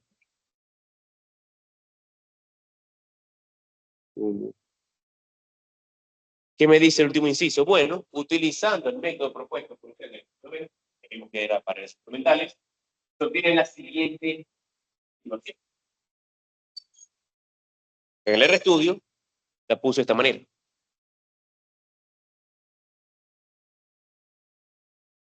Entonces tenemos a la calificación final, vimos que la variable tutor estimado, acá tenemos un crédito. Porque la estimación en base a la regresión que hicimos antes, de variables instrumentales. Vemos que el total es menor, 9,74. Es decir, que si el alumno le asignan justamente un tutor, entonces su calificación final aumenta en 9,47, 9,74 puntos. Básicamente, el efecto causal del programa de tutores justamente compone, acá que te remarco, genera un aumento de 7,74 puntos en la calificación. Pero vamos a ver, por supuesto, si es significativo esto, ¿no? Para un motivo también es simple, ¿no? Es de toda la vida, que dieron bastante en la primera parte de la materia. El estadístico T, recordemos, es beta, que es acelerador dividido sobre el estándar, y después calculamos el estadístico crítico superior.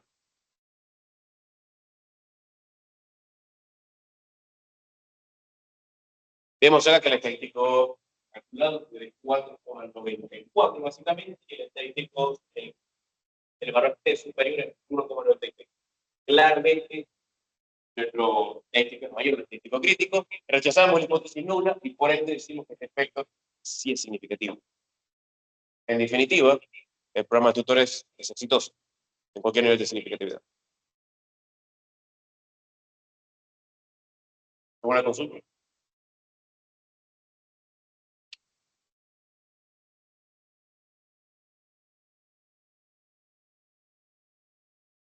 Bueno, en ese caso terminamos con esta clase práctica, justamente. Recomiendo hacer nuevamente los ejercicios que nosotros no hicimos en clase, recomiendo fuertemente hacerlo. Repasar esto también, diferencias, más que todo datos en panel, todos estos temas son importantes. La forma en que hoy di la clase es la forma en que deberían encarar el parcial, vamos a decir. Así que nada. Ahora vamos a abrir estos cuantos 25 minutos que quedan, más o menos, preguntas preparciales, ¿no? Así que si quieren lanzarlas,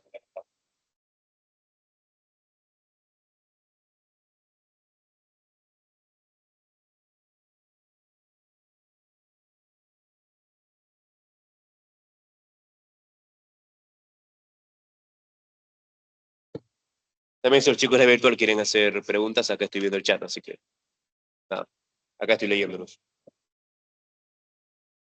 Sí. Ya. El ejercicio 10, o este que vimos acá.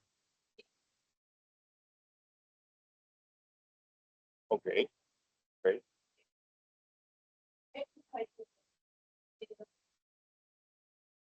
ok.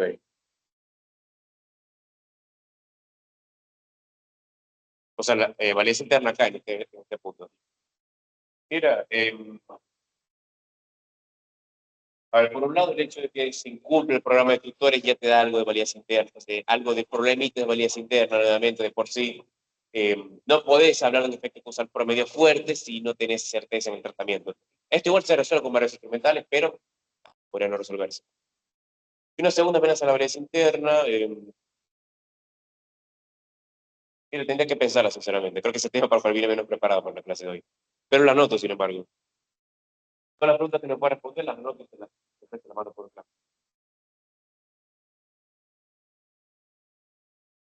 Entonces, validez interna en el 8. Perfecto.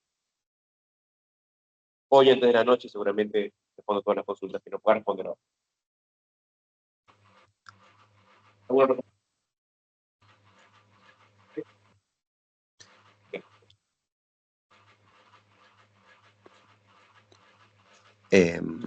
Consulta, yo me acabo de meter para que me Podría quede la ser clase.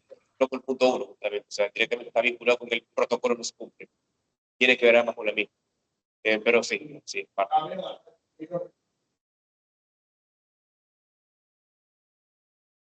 Mira, ¿qué puedo decir? La clase histórica de Nico te pone varios casos de incumplimientos a la validez interna y externa en otros casos también. Así que recomendaría mucho ver esa parte.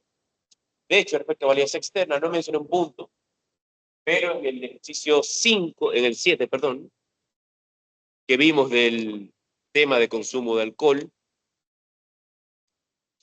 vamos a volver a ese. Creo que se me olvidó mencionarlo, pero había anotado una, acá está, un incumplimiento a la validez externa, probablemente en el ejercicio 5, el 7, perdón, de consumo de alcohol. Porque recordemos, ¿qué nos dice el gráfico del ejercicio 7? Lo tengo acá. Rangos etarios de 19 a 23 años. Y bueno, ¿qué pasa después de los 23 años? ¿Verdad? O sea, esto nos predice justamente un efecto causal promedio sobre la tasa de mortalidad en este rango etario. Pero ¿qué pasa entre los 24 y los 28? Entre los 30 y los 36, no sabemos. Así que sería un problema de validez externa extrapolar este resultado a grupos etarios distintos de los vistos acá. Es una amenaza a la validez externa, nada, que estaría presente en este ejercicio.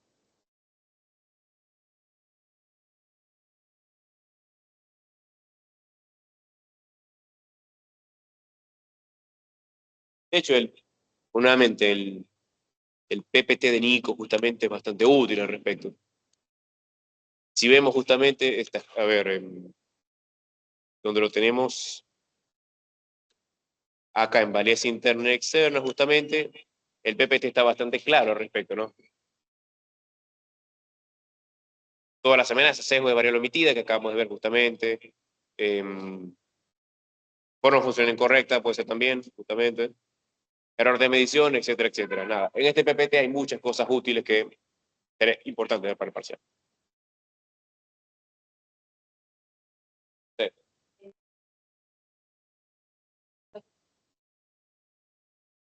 Ok.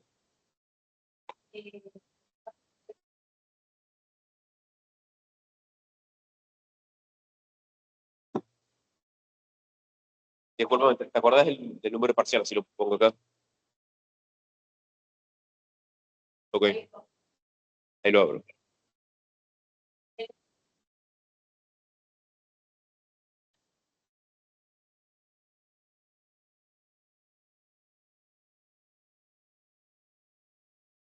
Sí. Ok, esto de acá. El punto 1, ¿no? Ok. Un segundo. Vamos a abrir un poco más. Ok. El 1 es esto es un ejercicio, ok. La proyección de forma en lugar de trabajo, perfecto. Parece un MPL a primera vista. Acá es un login, mejor dicho, que me estoy dando cuenta. El C, ok. ¿Qué consulta tenés? A ver.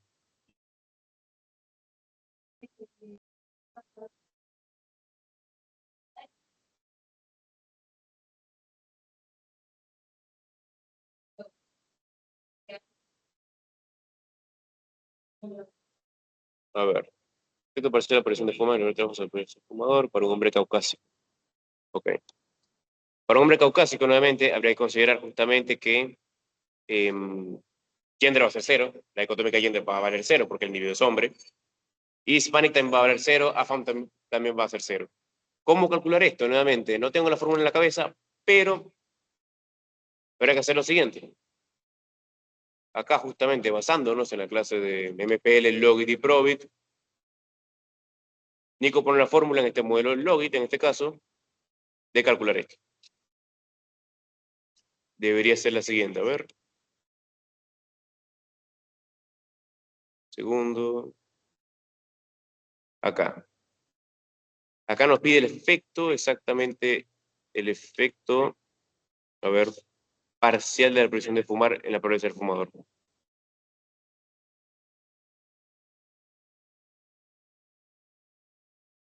Claro. O sea, tendrías que ver acá el efecto, está, sí, acá, el efecto parcial en el promedio. Perdón, el efecto parcial promedio tendrías que ver. Tendrías que ver esto. Entonces, vamos por único, solamente es un ejemplo, igual. Y tenés que omitir las variables justamente, las dicotómicas las omitís, las dicotómicas por raza africana justamente, mujer y todo al respecto. Y calculas el efecto.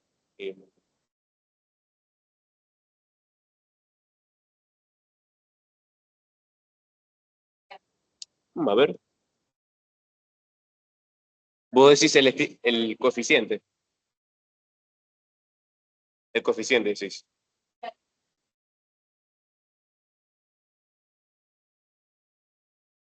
No, probablemente no. Claro, o sea, sí, sí. Eso sería más celar realmente.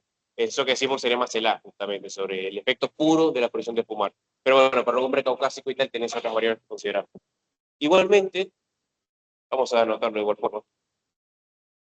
Yo recuerdo que esto lo tomaron un parcial, como que se me hizo muy similar, así que nada, te doy una respuesta más detallada en el futuro. Pero nada más calcular el efecto parcial promedio va a estar bien.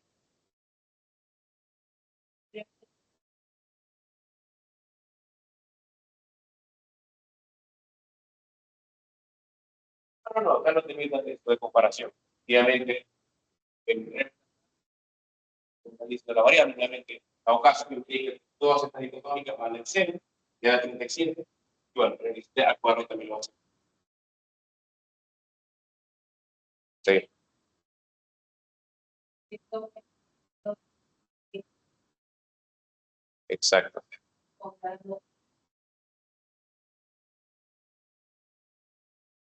¿Cómo lo interpretaría? Yo diría básicamente que ponerle que te dan en 0,10, vamos a dar un ejemplo. Bueno, en este caso diríamos que el efecto parcial de la prohibición de fumar genera un aumento en la probabilidad de 0,10 del caucásico de 37 años de fumar, de no fumar, mejor dicho. O sea, mejor dicho, reduce la probabilidad de que él fume en 0,10. Del hombre caucásico de 37 años. No podemos extrapolar al que tiene 50 o al que es negro o al que es mujer.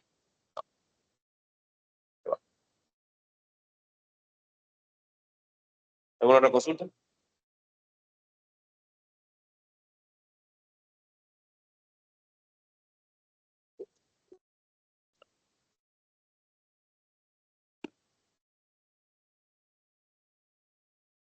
Este sí, sí, lo tengo anotado. Sí.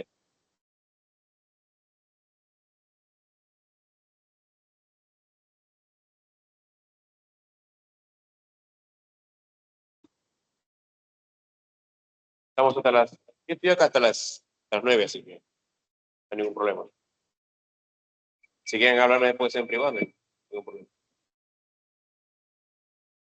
También tienen mi mail, por supuesto. El Classroom es preferible para hacer preguntas, así la ven todos. Pero nada. No sé si tienen mi mail. En todo caso, lo anoto acá. Me dieron estos tres errores. No sé ninguno de estos.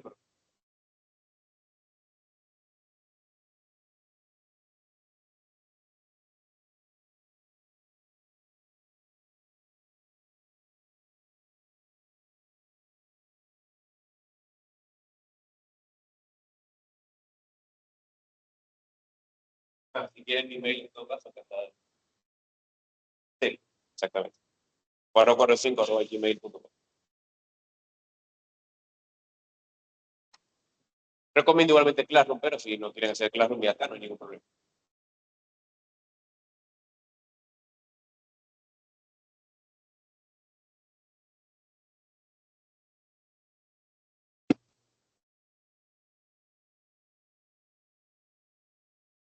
En base a parciales anteriores, no sé cómo será nuevamente este, no lo he visto, pero capaz este recuperatorio lo pone, pero es importante saber el planteamiento. Acá creo que no lo pone. No, ok. Hay parciales donde pone el planteamiento de los problemas de White, por ejemplo, para corregir para detectar heterocerticidad, para corrección serial Durbin-Watson, por ejemplo, hasta Golf en cuanto, o sea, el planteamiento de las pruebas es importante que lo sepan. Yo digo en base a parciales anteriores que he visto como alumno, pero no sé cómo será. Ah, bueno, perfecto. Sí, puede ser que esté mezclando los dos parciales.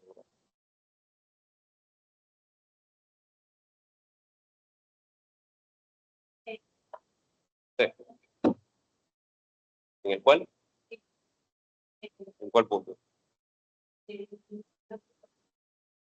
Ok, vamos a verlo.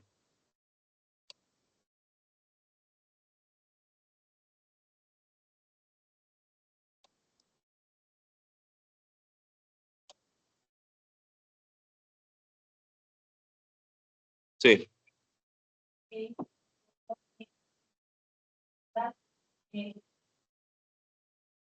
sí.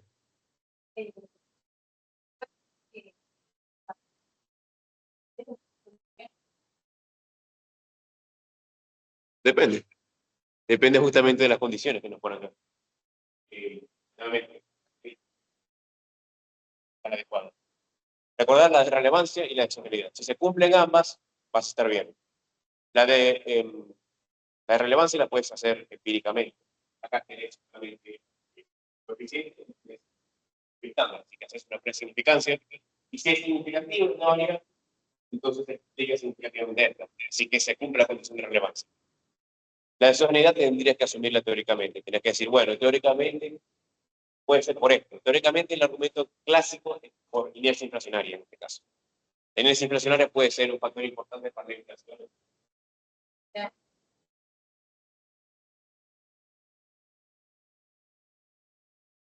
Sí, sí, totalmente. En el caso de la inercia, sin duda te influye la inflación actual. De hecho, si te influye la inflación actual, no cumplirá la condición, en primer lugar. Que si no te influyera en la inflación actual, no te cumple la condición de relevancia en primer lugar. Así que sí. Pero no, en definitiva, recordad esto nuevamente.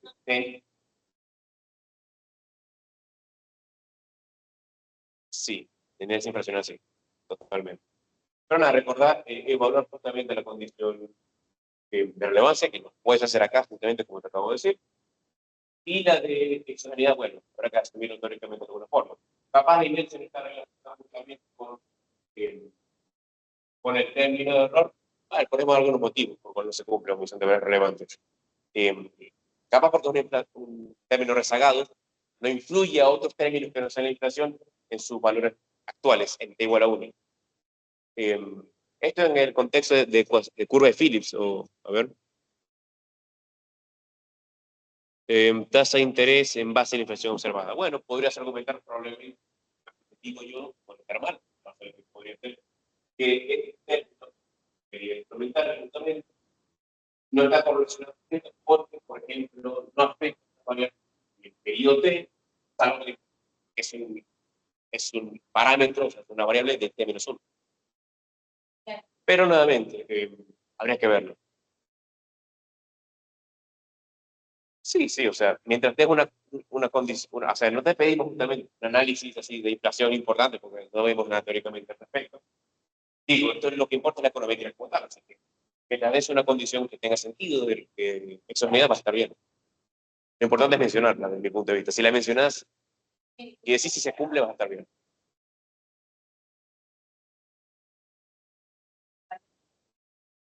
Sí, y estrictamente exógenas. No, las estrictamente exógenas son aquellas que no se o sea, sus términos de error, si no me equivoco, no se covarían ni con el pasado ni con el futuro. Las predeterminadas son las que no se covarían con términos del pasado o del futuro. Hacemos el PPT, de hecho, ¿eh? Sí, no necesariamente. Uno puede, o sea, mira, acá pongo el PPT. Vamos a ver, acá, sistema de ecuaciones.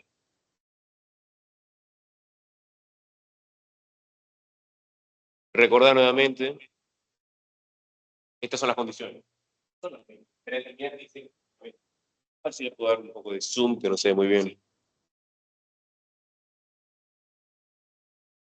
Segundo. Vamos acá.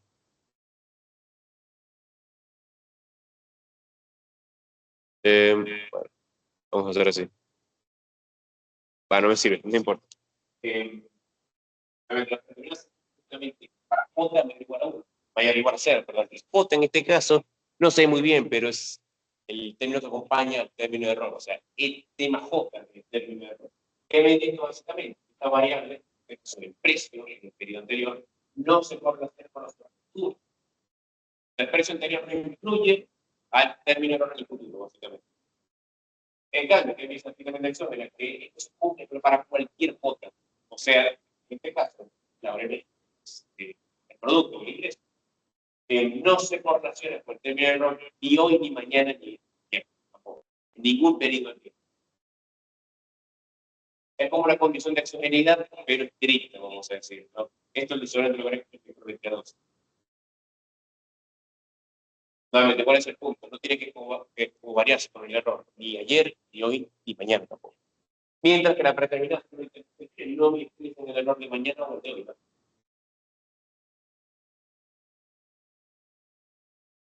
Claramente, 20 menos 1, no habría en el pasado, muy probablemente me influye en el error pasado. Y por eso que no es estrictamente exógena, y son las predeterminadas. Pero no, esa es la indico. ¿Quedó claro?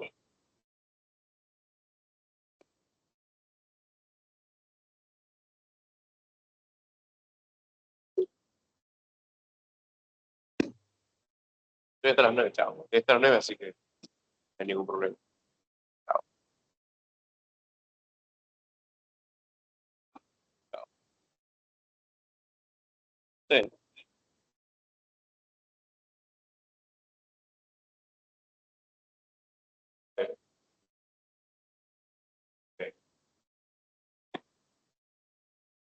Sí, sí. Ya. Sí, a ver. Habría que justamente hacer la dicotómica. A ver, no, sí, en definitiva, siempre que tenga un FL tiene que poner presión artificial. Y eso te da cuenta en todas las reglas. La dicotómica es un poco raro en meterla, pero bueno, la pones por esta perspectiva va a estar bien. Esto es por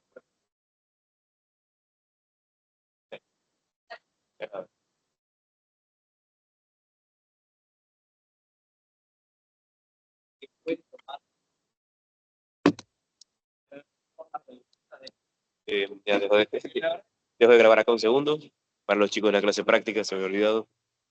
Eh, bueno, nada, soy yo solo, así que si ven esta grabación, ahí está todo en Teams. Chao.